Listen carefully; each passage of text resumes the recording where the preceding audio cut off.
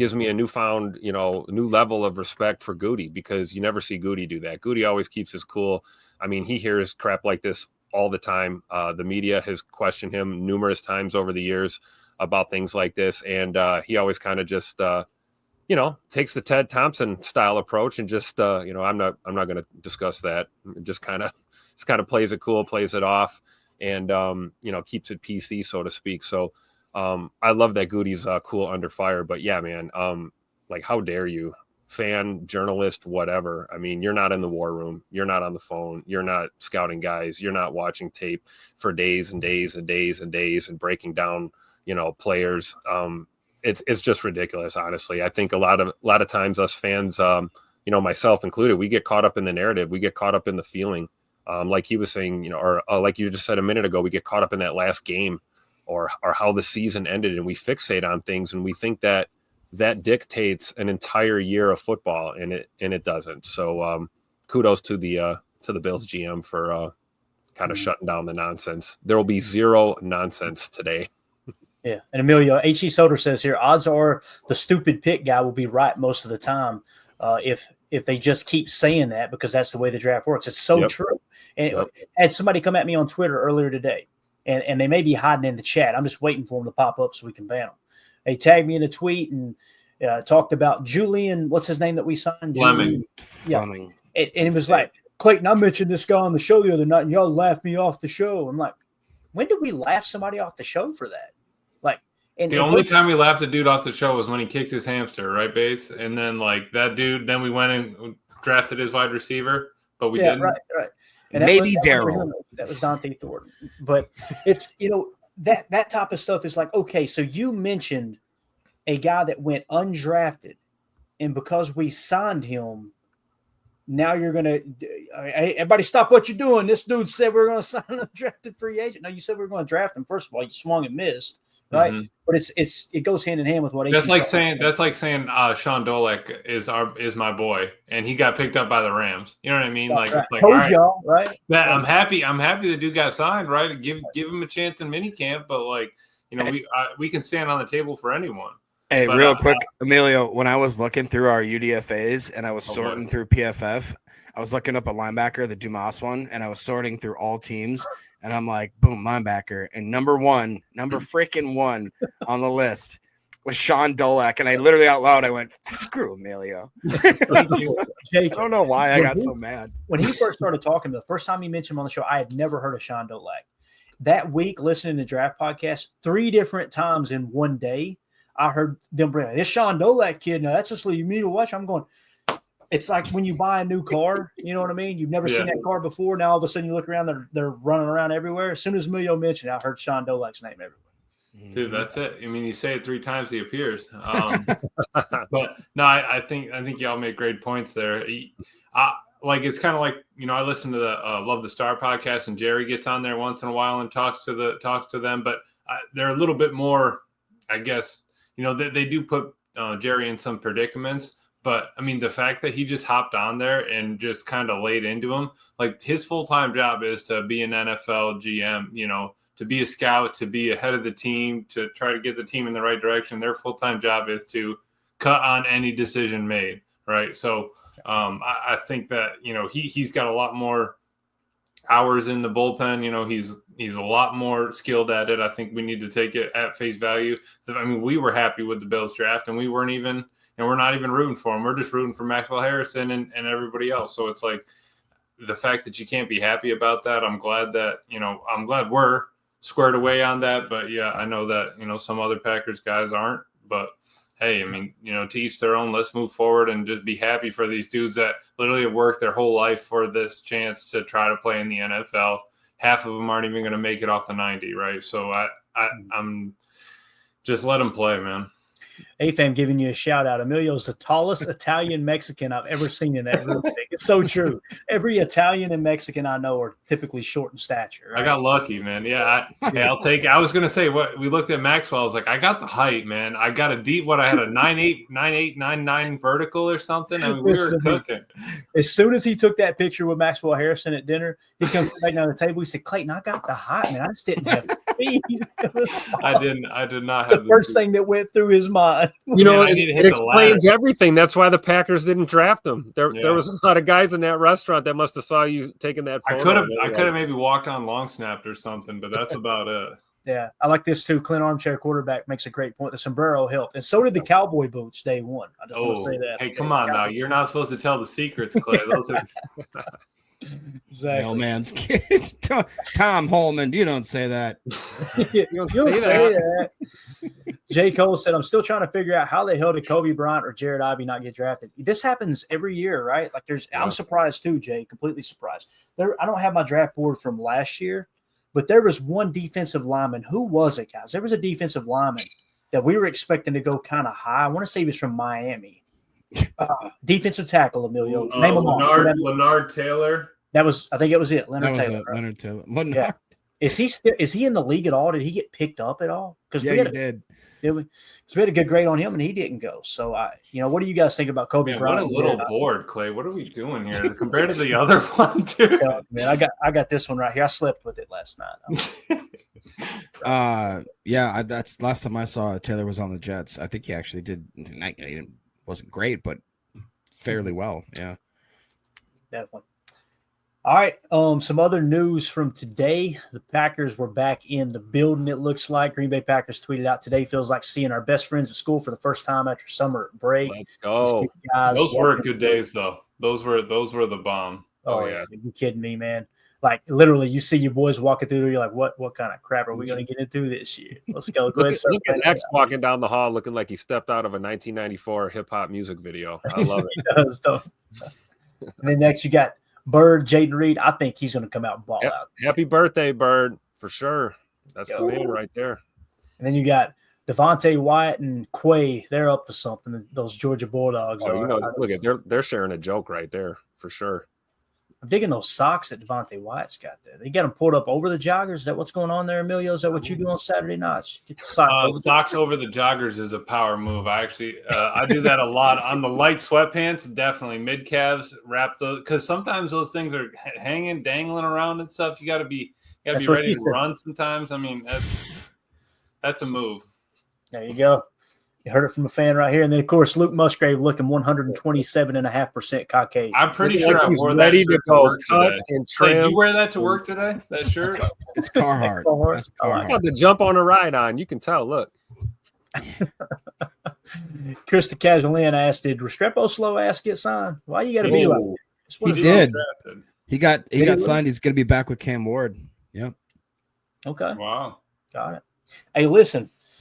I know speed is an important thing in the National Football League, but if you've got a knack for getting open, I mean, there are people that made a big living in the league, just being able to create that separation, just enough separation, and having the hands to obviously convert. So, H.E. Solder, Musgrave looks 50. He kind of does, doesn't he? Yeah, Clay, you're on Restrepo, man. That whip route can get you 5 yards on college football. You know what I mean? I got you. Hey, I'll take it all day right here.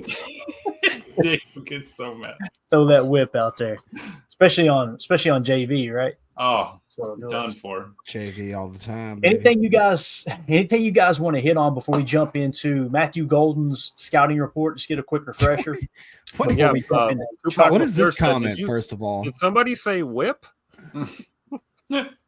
What is Greg? This? Yeah, Jacob would know this. Go ahead, Jacob. Greg says, Jacob, you should know this. Who was the quarterback who had a hot mom? Well, I'm sure a lot of them do, Greg, but that's not what I focus on. How did I know that was going to be your answer? I mean, in this it's draft, funny too, because I got my top 10. He's talking about our boy that was with the Jets, right? That was the big one. Zach Wilson? Zach Wilson, yeah. And ironically, Zach Wilson got in trouble for sleeping with one of his mom's friends. I heard about that. So it's like, boy, oh boy, ain't out of control over there. Perfect drop. So he's still in Denver, right? Am I thinking right? Wilson? Yeah. Ron Sample. Jacob has the hot mom. I look like Charlie connecting the dot. Oh boy! I feel like he's got pictures of them too, not just the name. He's got the pictures that you move around the board. Unbelievable. United Base says Jackson Dart's mom. Oh my goodness. No, look at Respect Orange. Just can I borrow that, boy. Jacob, when you're done? Getting out of hand. Jeez. I got it laminated for you, buddy. It's all good. Oh boy, Jacob. Oh, that's right. Zach Wilson's in Miami. Is he really? I didn't know that's that. right. So are a lot of people's moms. That makes sense. Jacob, I know you got to run soon, right? It's bingo night, right? We don't run, Tim. We leisurely walk. All right, run and get your hips broke. No. Jacob waits tables at the bingo parlor. Yeah, those tennis balls slide real nice across the carpet, Jacob. All right, it's enough. Can we please act like grown-ups here for just a second, please? Holmes says the show sucks. Yes, it does. Holmes. You're right. All right, Chuck. Now, see, this is out of control. Here we go. Let's move it along here. Let's talk a little Matthew Golden, and then we're gonna end this stream and stay live on Rumble, and also have it available in our Patreon group. We're gonna do a chalk talk on Matthew Golden. If you're going, oh, Clayton, that's crap. Why don't you stay live on YouTube? Message YouTube and ask them what the problem is. I don't know what to say. So Mike Hebring says, I have a hot mom board. I'll send it over to Jacob so we can compare notes. Mike, you're going to get in trouble with Mrs. Superfan, sir. You're an amazing person. You know that, don't you? The best thing all weekend was when I got to meet Mike's wife, and she shook my hand and said, you're in my kitchen all the time. And it wasn't like oh yeah, I listen to you all the time. It was like, I'm sick of hearing your redneck voice in my kitchen. That's what it was. I told her thank you when we were leaving. I said thanks for listening. She goes, you know what? It just gives me time to do my own thing. And I was like, yeah, it's fair. Because I'm telling you, sometimes. You know what I said to her? I shook her hand and said, thanks for putting up with him. That's exactly what I said. I'm moving right along. So that's hilarious. It gives me time to do my own thing. All right. That's like the best backhand compliment ever. Is this big board covered in cannoli grease and beard oil? Jacob's never Wash had your hands, wash your butt, man. That's it. That's all. Jacob has still never had a cannoli, and I'm outraged by it. I'm just telling you right now. I've had cream cheese wontons. I feel like it's the same thing. No, take those words back out of your mouth, Jacob. That is unbelievable. Start this Matthew Golden talk. I cannot listen to him anymore. Let's see here. One more. I like the random draft talk, to be honest with you, man.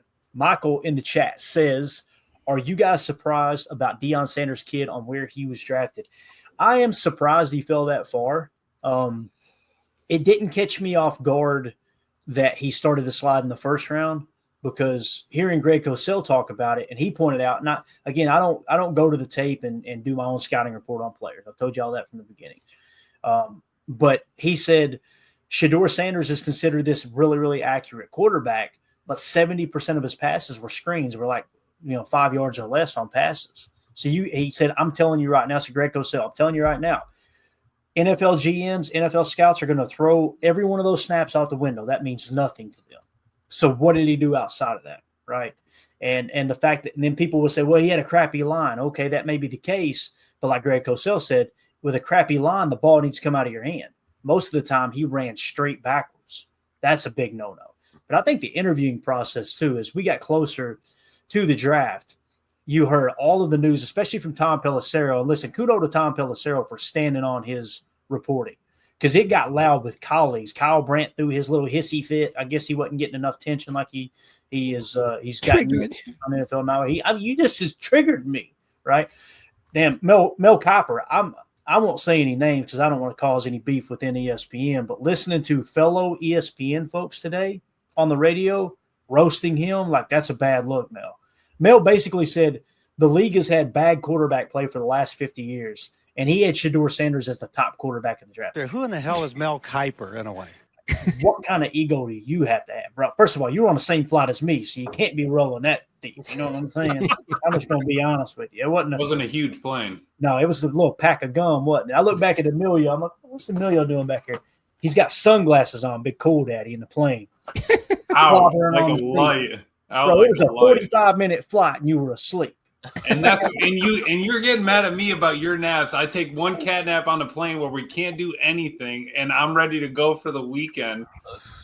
And then we run down Mel Kiper. He just dissed the cheese curds. My man ran right down, went to go talk to Spectrum, gave an interview. Found the camera quick, boy. Got in front of that camera quick. Unbelievable. All I have to say to this, Michael, is I'm just so happy that we're past it because right here where Clint's at. I mean, no disrespect to the for Sanders, but they have gotten way too much airtime, and literally every podcast I listened to today talked about Shador for like 15 minutes. So I'm glad we didn't watch the draft and have to hear that the whole time, because I would have gone crazy listening to that every 5 minutes. I really would have.